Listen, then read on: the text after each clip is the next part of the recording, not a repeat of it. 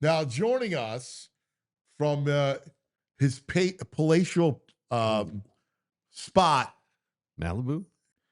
Yeah, I think he's outside Mount. Well, his house burned down in the fire. Oh, Awful stuff. terrible. So now, because of what happened with the fires, has temporary housing. So my man has been going through it. Yeah. One of the great people you'll want to meet, and incredibly talented, and a sports guy. All right, on the Xfinity mobile hotline, Ron Shelton. Good morning, Ron. Anthony, how are you? Good to see you, pal. Everything okay? Yeah, this room is apartment. It may not have good sound because it's just a bunch of hard walls. Am I sound bouncing around back there? No, you're great. You sound great. You look great. You Okay. sound great. It's perfect. So these lists come out all the time. Top 25 sports movies of all time. Whoever makes the list, you're always on it. And the one thing, just to start with, is you're a sports guy. You played minor league baseball. What I love about you is that all of your great projects, and I went through your whole filmography, it resonates with sports people, and I know that's important to you. Yeah, first of all, Anthony, I only had 2 on the top 25. That's BS, you know what I'm saying? I should have had 4. I had 4 once. What happened, man? I got to make some more movies. I want to own that list. Anyway, just had to say what's real. Look, I never liked sports movies growing up because they always had a guy hitting a home run in the bottom of the 9th or the 99-yard, run back for a touch, whatever. And I played baseball my whole life. I played basketball in high school and college. The number of walk-off home runs or 3-pointers at the buzzer is like this many. It happened once, twice. Right. It doesn't happen. Your career ends on a ground ball to short. That's how your career ends, not on a walk-off. So, or a foul territory pop fly to third. There you go home. So, I wanted to just tell sports stories from the player's point of view, not the fans, because I thought if the fan would see what are they talking about on the mound. I'll tell you what they're talking about on the pitcher's mound, or what's going on in the locker room, what's going on the bus, I get to go home to the apartment with the guy and the girl he's trying to pick up, because television covers sports better than anybody can, but a movie can take his one camera all the places that the TV cameras can't go. And that's all I try to do. Well, that's brilliant when you think about it, because you're right. I often wondered why there was not like an epic NFL movie, right? And then I start to think it's probably because of NFL films captures the reality of the game itself, right? And they all have these Rocky-esque moments, right? Where it's like you said, the grand slam to win the game or whatever. And that gets old quick. But it's brilliant to be able to tell the actual story and humanize the athlete, the coach, and tell the real story of what sports is like. Well, I had a script that'll never get made now, but about 15 years ago, involving the Eagles, because Jeff Lurie's wife at the time, Christina Lurie, they both came out of the movie business, Yeah. And she's a producer, very successful one. And we had this idea to do a behind the scenes of an NFL franchise, but we knew we couldn't use an actual one. But they gave me complete access to Philadelphia and the Eagles, and I hung out with them for 2 weeks. That was the year that it was Andy Reid. It was when McNabb, T.O. It was that year. So, and I went on 2 road trips with them. Are you serious? Yeah. I was embedded.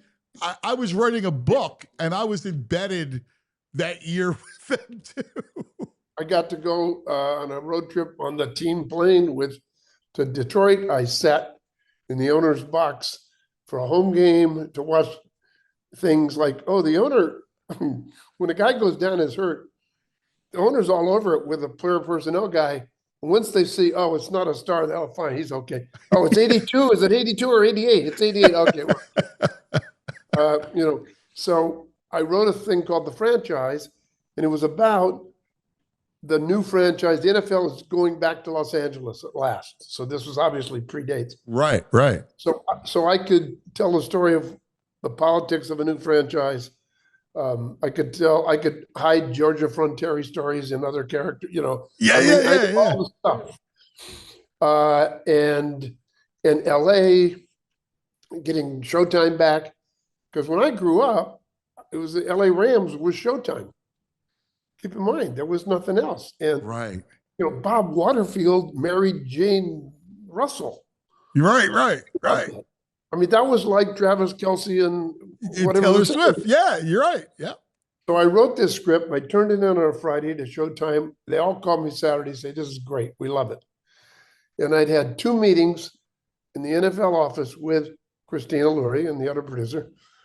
And Tagliabue was the guy, but everybody knew he was stepping down. And so who was going to replace him? Was it going to be Goodell or Ornstein or whatever the deal was? And they said twice, you can do this with our blessing. You can use brands and names. There's just only one subject you can't touch. And I said, can I talk about guys on the down low in the wide receiver core? Yeah. Can you talk about drugs? Yeah. Just be honest, honest, honest. One thing I can't touch, gambling. And that's all it is about now is gambling. In fact, the first 5 minutes of the show, all I'm hearing is gambling stories. So I said, great. And I wrote it, and Showtime says we're going to make it. And then head of CBS, which owns Showtime, called and pulled the plug on it because they just made a $2 billion, it's a lot more now, deal with the NFL. And they were afraid that the Rooneys or somebody was going to complain. And so that's why it fell apart. But I was in the starting blocks. Wow, that's amazing. And it was going to. It's funny that you used the Eagles as the team that you have to give you the inside. That Well, they get Christina, Yeah. and Jeff was great, and they just opened it up, and I would hang out at the practices. I'd go, I'd interview. They had that great safety at the time, that little guy, Brian Dawkins. Oh my God, and I'd get everybody's perspective. I talked to the trainer. I said, "Tell me about drugs." Rick Burkhalter. Yes. Yeah, he said, "Look, we do everything we can. We stop it, but you want HGH? Come here. I'll show you how to get it." Yeah. Boom, boom, boom. You just put your neighbor's number on it. It comes this from the Caribbean. You have it tomorrow. He said, "I can't stop that." And my favorite one was I had the security guy who was a big character in my story. Oh, Butchie. Yeah. And how he gives everybody in the team, and they warn him about the women, and then if you get in trouble, call me before the cops come. If the cops come, I can't do anything. If the cops aren't there, I can. And they knew every strip club owner in the town. The whole thing. That's a big character. Like 6 months later, the guy picks up a penalty for running down the sideline and running into players. Remember?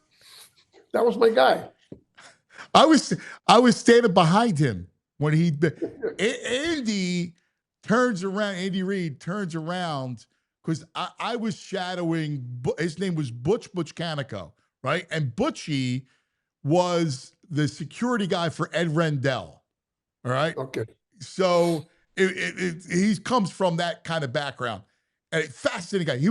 He was I used to call him Mr. Wolf from Pulp Fiction because he was the first fixer. And now they got a guy who was his protege, Big Dom, who you probably have heard of, who's the fixer now. And Butchie's yelling, and the ref turns around and flags. Andy turns around and looks with this glare, and Andy was a pretty big man. And Butchie's like, I'm sorry. I can't believe that that's the case. But your projects, now it makes sense because everything is stark realism. Like every detail that you have is real. Like you and I were having a conversation about a caddy and what the caddy will say with yardage. And you wanted to make sure that the verbiage was correct. Yeah. Well, a caddy and a professional golfer, if it's a 187-yard shot, he doesn't say 187, he says 87 because the guy understands the 100 part. So we shot it with Cheech telling Kevin, 92 or 68, whatever. But I also shot, say the way they don't say it, say 192, 187, because once we screened the movie, I knew that a bunch of yo-yos would write me letters and scream and yell saying, he can only hit a 7-iron, 102, whatever. So we put it back for the yo-yos. So, but you try to get it, I mean, the details matter to me tremendously. When we did Tin Cup, all the sports writers were there, and Jimmy Roberts, who's a big, golf broadcaster, he came down. I gave him a line, and he's standing on the set of our U.S. Open pretend golf course in Houston, and he looks down, and there's a matchbook cover, and he picks it up. It has the name of our pretend country club, whatever we call it, Pine Hills, and a logo, and all the marshals had matching polo shirts with logos. And he said, did you make these? I said, yeah, we printed the matchbooks to match the shirts that we made, to match the signs on the, and he couldn't believe it. So I just wanted, when you walk on the set, to believe you're actually there. Wow. That's so cool. That's awesome. Let's go through some of those great films. Let's start with the legend Bull Durham and how that project came to be, and that story. And how important was Kevin Costner, who speaks, walks, looks like an athlete, right? Like the idea of becoming an athlete when you're an actor, it's got to feel real to you. And I think sports movies that predate yours, the actors didn't resonate as athletes. Right. And because of television, you can't fool audiences anymore, even though I don't think Gary Cooper fooled anybody in 1940, whatever. You can't, audiences know what it looks like. Even I watched Sports Center 7 times, and my wife says, didn't you see this show already? Yeah, but top 10 again. I haven't seen top 10 5 times yet today. So I'm like everybody else. I'm also a fan, besides being a former player. That's the key is to make the sports movie appeal to the athlete and also the athlete's girlfriend who hates sports. I got to get both audiences. And Bull Durham, the short answer to Bull Durham is I wrote a book called The Church of Baseball that came out a couple of years ago and tells you where the movie came from, how I wrote it, how it connected to my life, and the wars, absolute bloody wars to get it made. Wow. That you can't see when you watch the movie. It looks like, wow, these guys are having fun. No, we weren't. Well, Kevin, the cast and I was having fun. The studio and I was not. We were in a war. And so what were their issues? They didn't like the movie I was shooting. They didn't like me. They didn't like Kevin. No, they liked Kevin. They didn't like Tim. They fired my cameraman. They wanted to fire Tim. They wanted to fire me. I said, I'm on schedule. I'm shooting the movie I want to make. Look at the script. Sometimes they just have nothing to do but complain. And then when I showed them the movie, they said, oh, God, we love this. We were wrong. So at least they said that. But up until then, it was bloodshed. And I'm still in business with the head of that studio. So you have to take these wars the way some wars are in sports, I always remind people about the greatest franchise nobody can remember in baseball was the Athletics, the A's from the early 70s. Remember? Yeah. Reggie, Bando, those guys, and Vita Blue and Campaneris, and unbelievable team. They won 3 World Series in a row. And they fought like dogs, and they hated each other, and they got to the ballpark and they loved each other. Then they went home and they hated each other again. So just all I care about is when you step onto the field, you check your baggage at the gate. That's all I care about. When you wrote the script, how much was it your experience? Was it mostly your experience? Well, if I'd have experienced Susan Sarandon down the minors, I'd have stayed in the minors. Uh, but no, it was, yeah, it was the camaraderie, the guys that everybody's always aware of being cut and released. Um, you're living and dying with your stats. It's completely unglamorous, and it's the greatest time you'll ever have in your life. So it's all of the above. That's awesome. White Men Can't Jump. With today, it still is. It's an iconic cult film. It's got everything, man. And Woody was unbelievable. Both of them, Wesley Snipes, but the two of them. Tell us about how you came up with that concept because it was just so great. I to this day, it's to me. I call these movies click and sticks, right? So if I'm clicking around, I see it, I stick. Click and stick. I'm going to put that on my next poster. This is a click and stick movie. I like that. Well, I played basketball in high school and college, and then after I was still playing pickup basketball in LA, and nobody knew who I was, but I'd been a big fish in a small pond, kind of a you know uh, D3 college star, and so I could still play, but I, and I'd made Bull Durham. Still, nobody knew who I was, and then I was just showing up 3 times a week to play, and um, there was a murder on the court. It was near Hollywood, so we all moved our game inside. A guy went to the locker room. A guy went to his car. He said, I'm going to the what do you say, the glove box.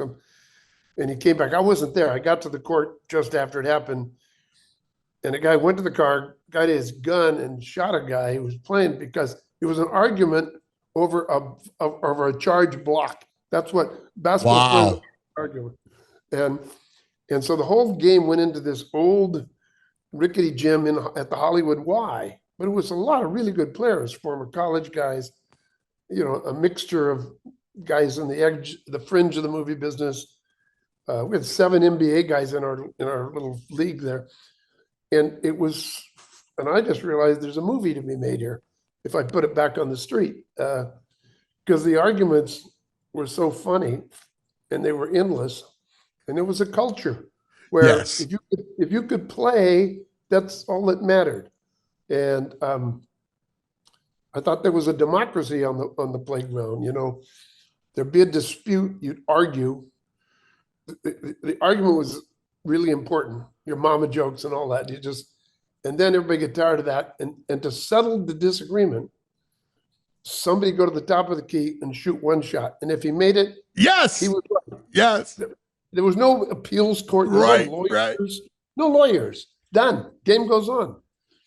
And if he misses it, I'm right. I mean, I thought I wish the world happened like this. This is Right. what, Hey, you got to shoot for it. yeah, that's it. Let's shoot for it. So anyway, that came out of that experience. And then Wesley, who's not a basketball player, was an incredible athlete. He did all his stuff. We just showed him tiny Archibald tapes and said, do this. And he learned all that. He's about 5'9". He gets that high above the rim. I'm not joking. Wow. And Woody could play. And he was a slow white guy, but he knows the game. He plaids, he cutes, he has a funny shot. But Woody understands the game. So, and they were just great together on camera. That's why I hired him. You know, it's interesting too, because you're right. That chemistry came alive. And there is a great culture, man. The ball breaking that happens on the court, right? Like that whole thing, man. It's and it, playing because you love the game, right? And you're going to bet and all that stuff, but you really are out there because you love competition and you love the game, and and it's physical and it's got its own rules. Like that's why the movie just speaks to all of us that way. Well, that was the intention, and it was the most successful financial film I ever made. So, and Rosie Perez, that started her. Like she was great in it. yeah, that part was written for a upper middle class white girl going to like Smith or Bennington College who runs away with a bad boy, and 5 years later, it turns out he's kind of this slob. That's the background. And the casting director said, "Would you read a Latino?" And they said, "Sure, I'll read anybody. I don't care." Um, but it shouldn't be black, because then with the Wesley thing, but it could be a Latina, Right. because I wanted all this racial mix. And Rosie came in to audition, and nobody knew her. She'd been in Do the Right Thing, but she only Right. had 3 scenes on the title sequence. And she said, "I can't curse on this show, can I, Anthony? I want to do." She said, I can't audition today. I can't fucking audition today." I said, "Why can't you, Rosie?" She said, "I'm having a bad hair day, bad hair day." It's the first time I heard bad hair day in my life. It was 1991. I said, "Well, will you call me when you're having a good hair day? And come on back." Now, the producer was a woman. The casting director was a woman. They come in, and they're going, "Rosie, you can't, we have to show up when we have bad hair days." And I said, "No, she's going to come back in a few days when she's having a good hair day." They thought I was nuts. And about a week later, get a call, "Rosie's having a good hair day." I said, "Send her in." There is no straight male in the world that could tell the difference between her good hair day and her bad day. I guarantee you. But she walked in. I said, "Man, your hair looks great." She said, "I know. And she said, I just said, "Give her the part, man. I can't understand anything she's saying, but she's perfect." That's true. That's a true story. And she said, "Absolutely. I love Rosie. She's great." That is Total awesome. pro. The greatest thing is that you somehow understand talent, and that you would say, "Yeah, all right, well, call me when you're having a good hair day." Like I don't know people that would do that, right? I think I'm the only one, actually, but why not? I mean, it wasn't like I didn't need to make the decision that day. Plus, there was something about just saying that. She drove all the way across town, where our office was down in South Central. She drove all the way down there to tell me she can't audition. You've already done the hard part, Rosie. Getting in a Really? car, navigating LA traffic, come in Yeah. and tell me. So she's a one-off. There's only one of her. She's great. All right, let's go to the best of times, which is first of all, you got to tell people the genesis of the project, of the movie, because it's such a great story about these guys reliving their high school football moment in the big game.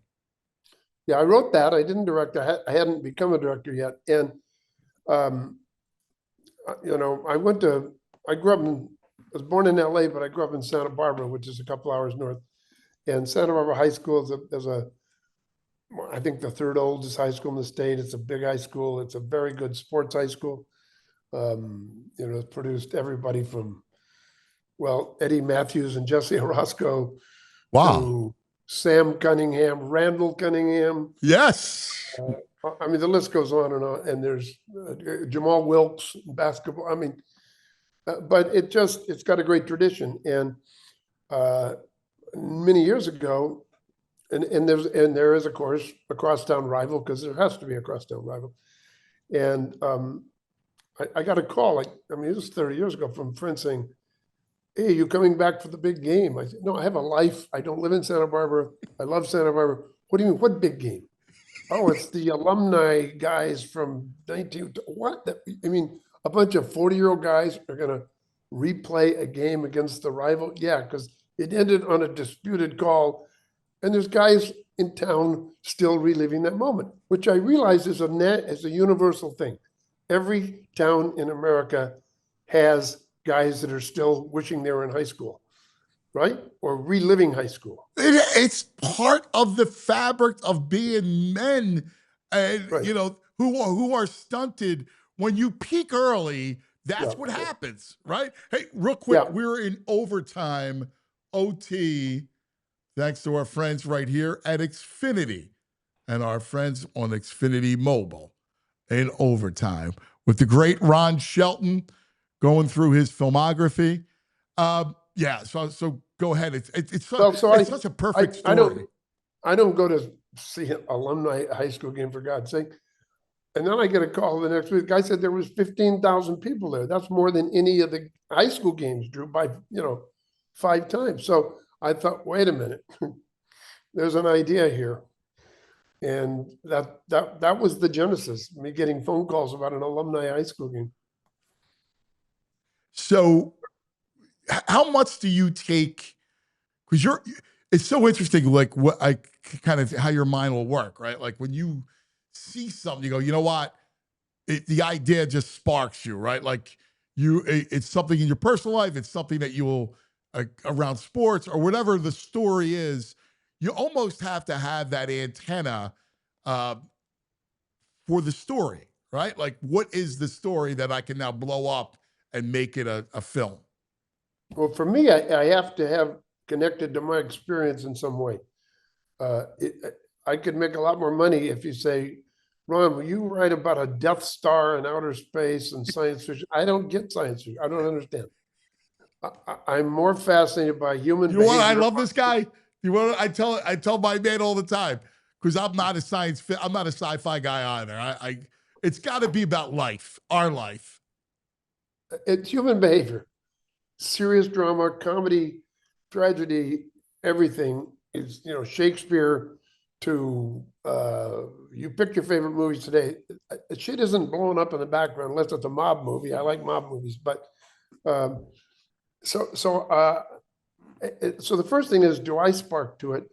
But the second thing is, will the people who finance movies spark to it? That's a whole different category. Yeah. I get excited about stuff and I'll tell the financing team and they go, what are you talking about? And I say, that's what everybody said about Bull Durham. Who wants to see minor league baseball when nobody gets the big leagues? I said, I do. And so that problem of selling is probably tougher than ever before because it's all algorithms and computers and people. There aren't any human beings making decisions anymore. Everything goes into a computer and it says go or don't go. So, but I spark to a lot of things that the financiers aren't interested in. Trust me. You wrote another one of my all-time favorites, which is Blue Chips. And I thought it captured the time so perfectly. It was the characters. I still talk about, Happy, the car dealer, right? And, you look at Shaq and Penny and how this whole story came about.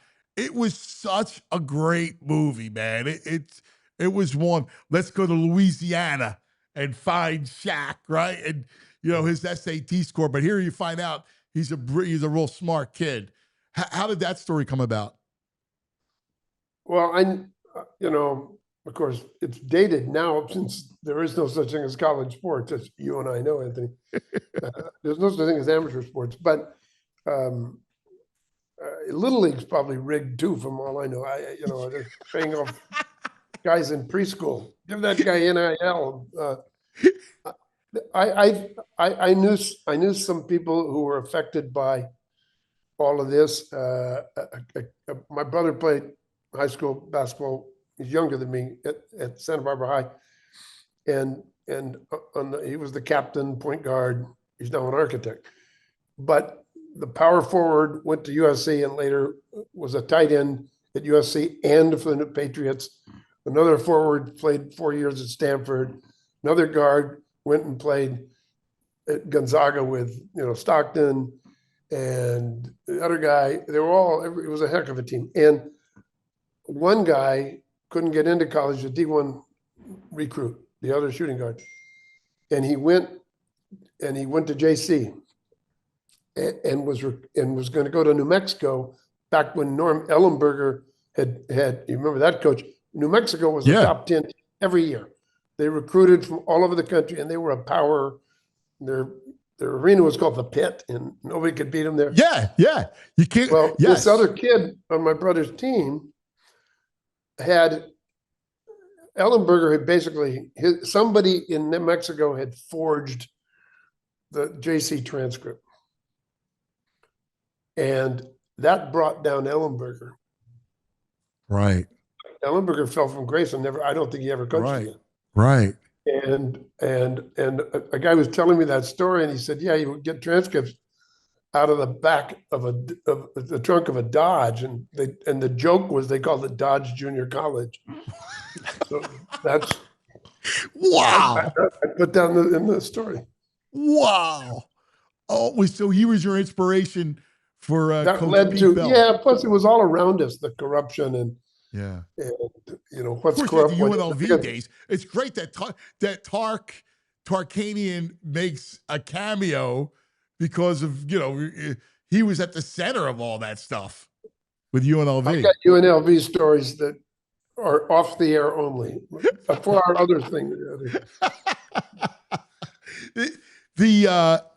How did you think it came out? Because I thought it was great. The Nick Nolte to me, I thought was great. I completely bought him as a basketball coach when he's at practice and just the way he's coaching his big man, and just the way when he had a bounce pass, it was perfect with his thumb, the way your thumbs were, where you're supposed to be. It resonated to me. Well, we hung out with Bobby Knight, of all things. We were in Bloomington. Wow. And we got to be behind the scenes with Knight for 10 days. That's a trip in itself, if you can imagine. But to watch him prepare for the big game that season against Judd Heathcote's Michigan State team, who had beat them earlier. Yeah. And this was a big game. And we were at his practices. He was such a genius at X's and O's and breaking down what Michigan State had done and anticipate. I mean, I never saw and they go out and they work some at half court, then they go and look at film. They go back and forth, back and forth. And Knight was screaming and yelling the whole time. He was not a fully evolved adult male in other ways. He was, I mean, he was kind of a idiot savant. And I'm sorry, Bobby, but I mean, he was not mature. He was a child, but he was a genius at looking at it. The way Belichick can come up with a defensive scheme for anything. Yeah. That was Bobby Knight. Yeah. Yeah. So Nolte got to watch him and on the court and in the locker room and all that. And we he got him. He got him down, to the practice, to the grease board. Speaking of which, real quick. So I'm in New York. I'm a young reporter, and he starts to unravel. Remember when he throws the chair at the kid? Yeah, that's why we kicked the ball. We did the ball kick was a tribute to that. That's great. So my editor says, go out to Indiana and go get me a Bobby Knight story. So I walk in, I'm at the game, and now it's a post-game press conference. And so I'm there, and he knows everybody, right? So he sees me, and he's like, why is the dude from New York here? And he's like, right off the bat, before anybody asks a question, what are you doing here? I'm coming here to do a story, blah, blah, blah. I'm not talking until that guy's out. And I'm like, come on, Bob. Coach, I'm just trying to do my job.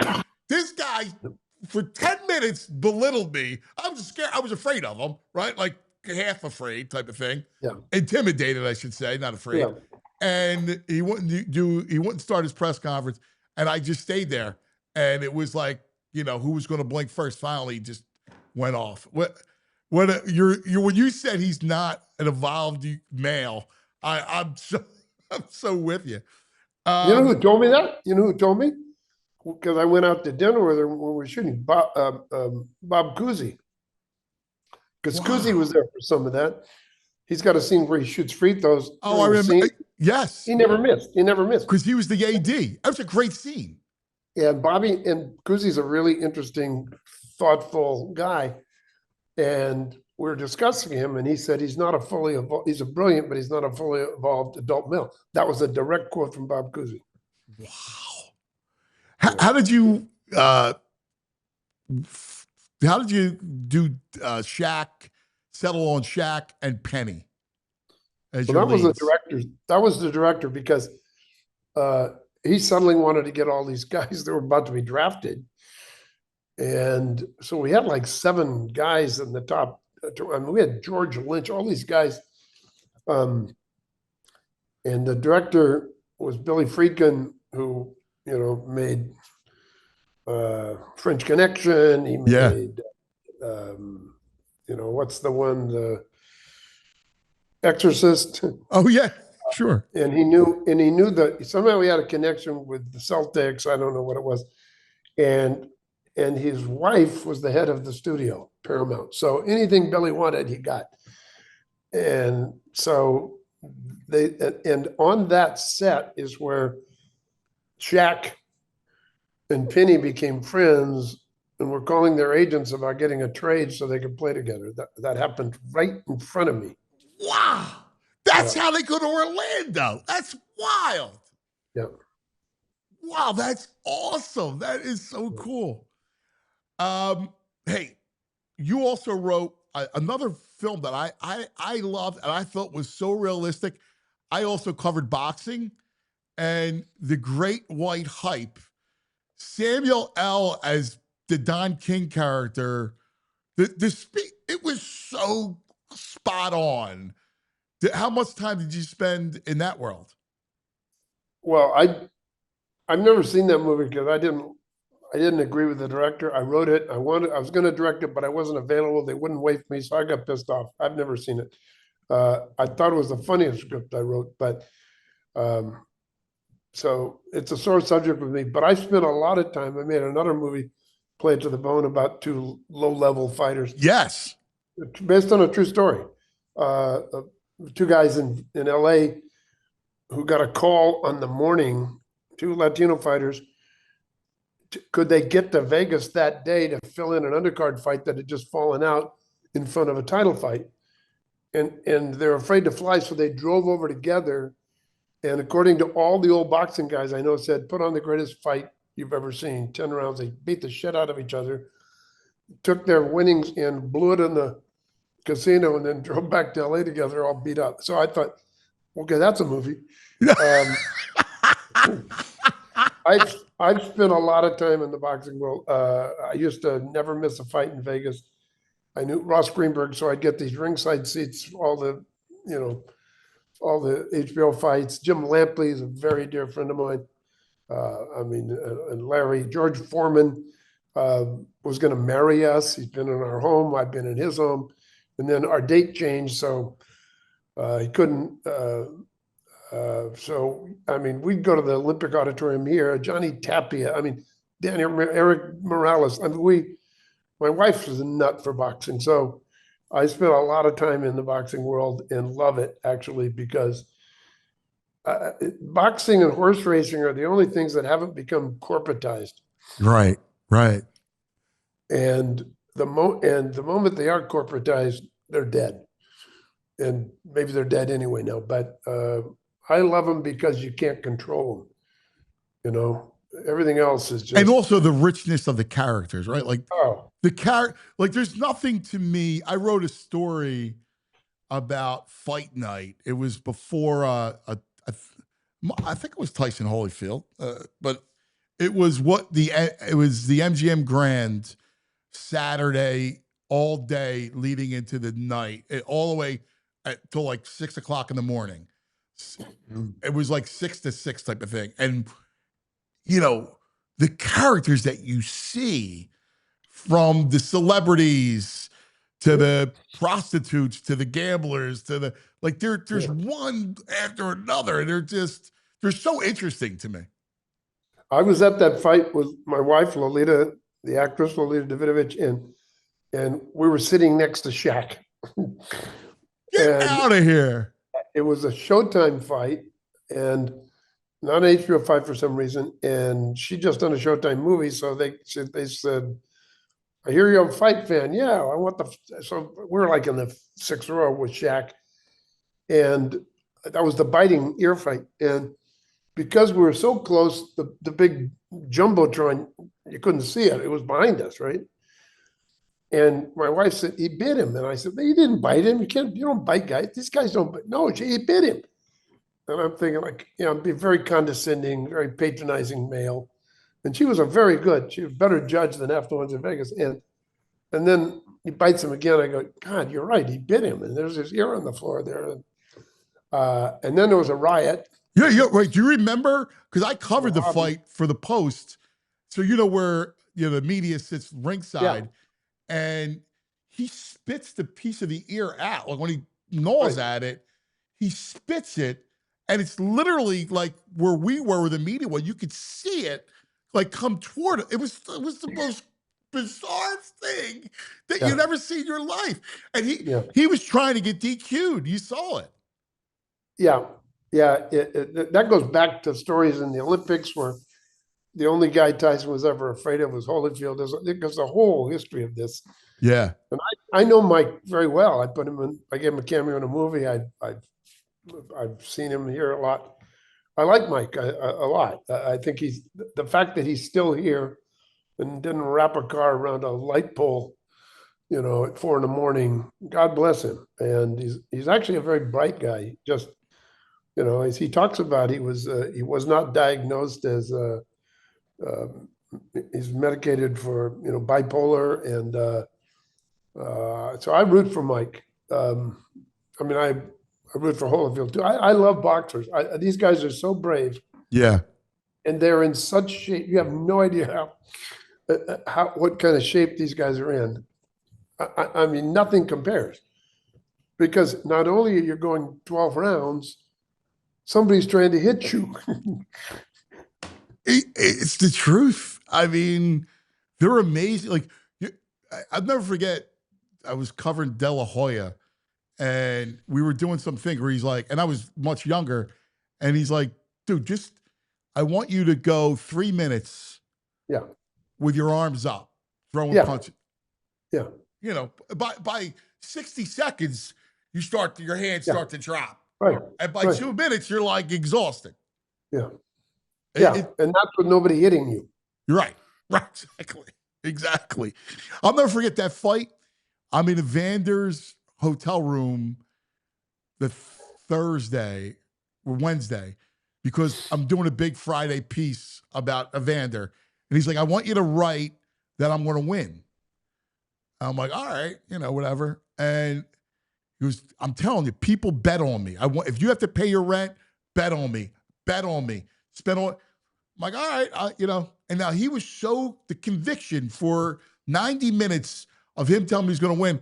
I'm walking outside from his room to mine, and I have to pass the sports book. And I see at this point he's 18-1 as an underdog, and I got $100 Who was bill. the fight? Who was the fight against? Tyson. Yeah. He was 18-1. I have $100 bill in my pocket, and I go, I should bet Holyfield. And I'm like, nah, he's gonna get killed. Yeah. And then you're right. There was the riot with Tupac, right? Or was that Tupac night? I don't know. I don't think that was Tupac night. But there was the big gang thing I Yeah. went out the back door because there was a great restaurant called Michael's back in the day, and it seated like 30. And I knew the back way to get, I knew how to get out of that place.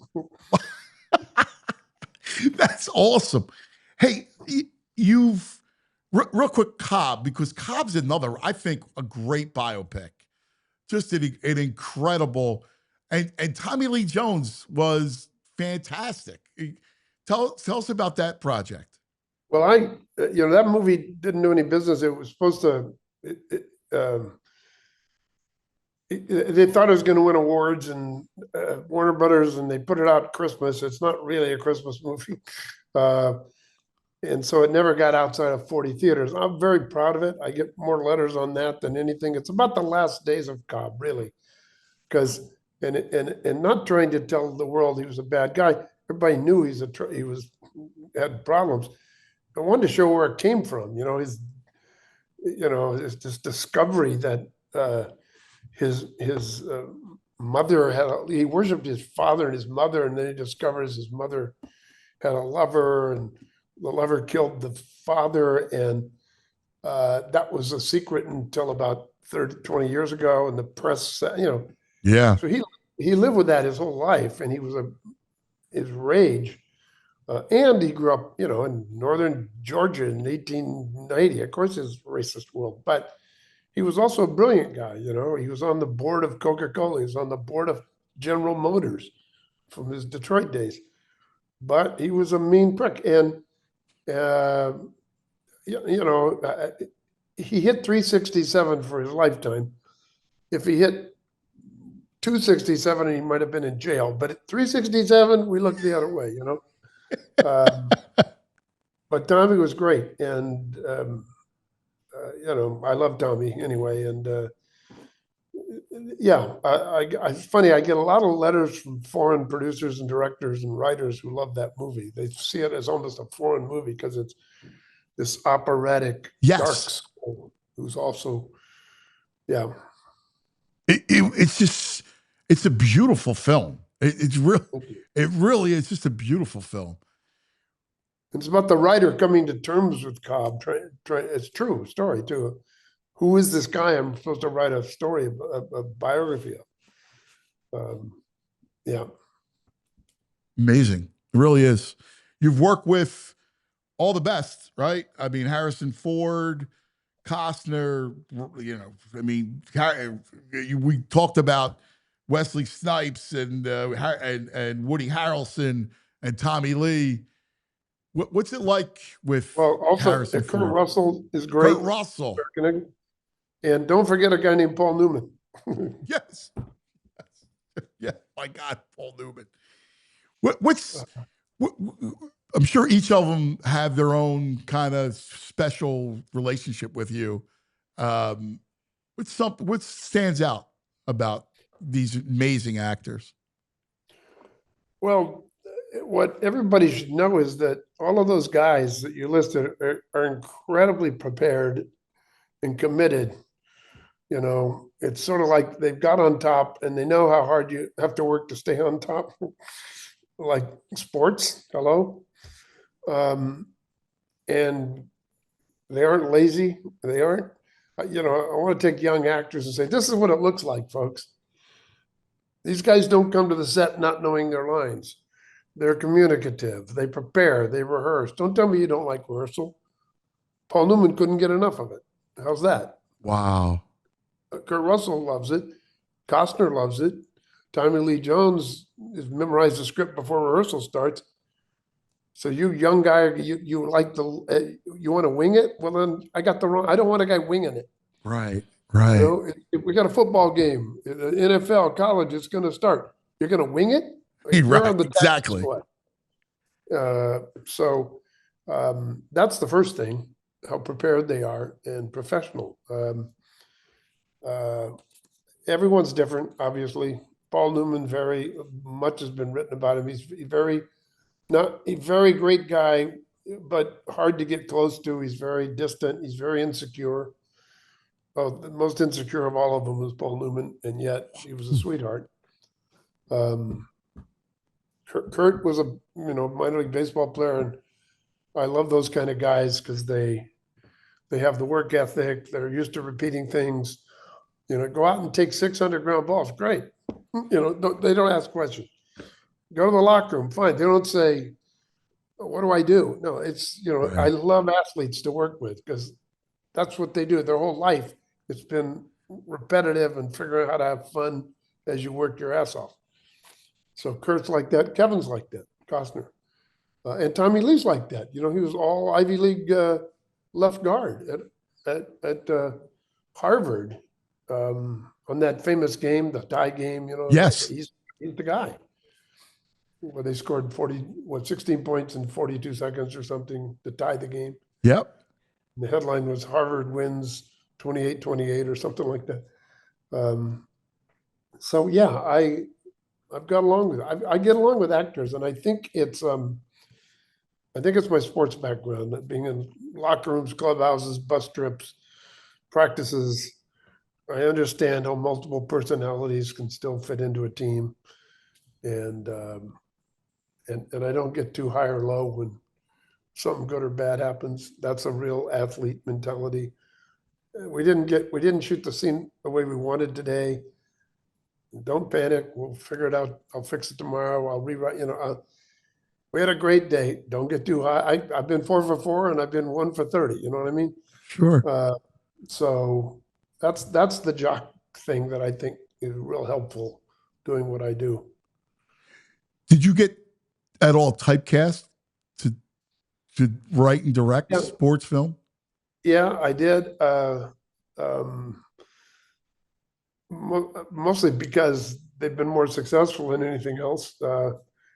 So rather than fight it, I just said, okay, there's a lot more sports films to make, and I have 2 of them lined up. So I'd be, John Ford was one of the greatest directors in the history of movies, and he made a lot of kinds of movies. He's most known for his westerns, and he would introduce himself. Hello, I'm John Ford. I make westerns. That was it. Well, it's just like forget the other ones. So yeah, so I'm fine with that now. That's what it is. Is there They're one never about the story? sport. They're about the people. So, Right. But is there one story, maybe outside of sports, that nags at you that you want to do that has nothing to do with the genre? there's a lot of them, but that's another phone call and possibly a couple of drinks. I love it. Ron, you're amazing. I love your work, and I can go on all day with you. So I appreciate your time, man. This is a blast. Thanks for the thing. I'll leave you with this. Football's about to start, and give me in your mind the state of the NFL. And when after all this stuff, you're looking at the NFL, what do you see? Well, it's funny because I was more of a college football guy, and now because I can't watch the transfer portal in action, uh, I'm actually more interested in the NFL because it seems it's made for television, um, and I see these brilliant coaches actually figure out how to deal with all the craziness and all the attitude and all the money and the insane owners. And so it becomes me about the coaches a lot. How come that guy keeps winning and they never get any draft picks? How come that guy can't win or that organization can't win and they get all the draft picks in the world? So it fascinates me from that. And at least we have a competitive LA Rams again, my childhood team. So that's fun. But you didn't know you were going to get a Philadelphia Eagles story today, did you? I did not. I can't. I'm blown away. I'm just blown away by that. I can't wait to send you a text about all that stuff. We were in the same place. It's crazy to me. It's and what a great story that you got to sit with Jeffrey and Christina, and you were there with Andy Reid, and speaking of a great coach, he's a great coach. A great coach. You can win any bar bet in America. He looks like he's from Western PA, right? You know where he's from? LA. Silver Lake in LA. Yep, right outside Dodger Stadium. He grew up a big Dodgers fan. Right. Yeah. I love that. Yeah. I bet you do. He's an interesting dude. He these coaches, they make no money, right? Like up until you make it, right? And they go from.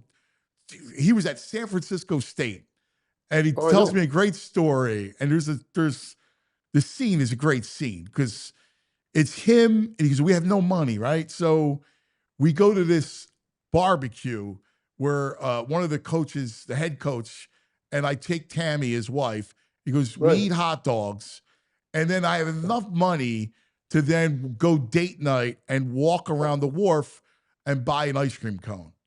And the simplicity of all those hours, and and he's the same dude. He's got more money than anything, and he doesn't care. It's all about football.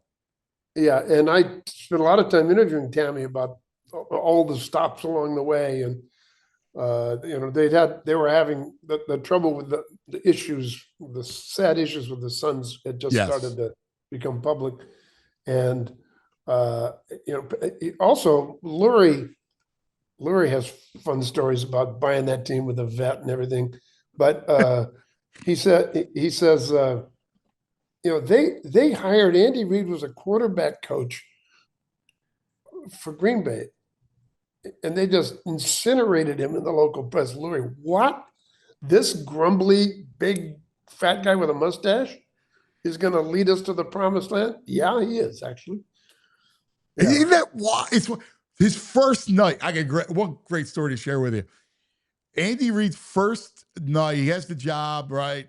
He's in Philadelphia. It's February. There's a snowstorm.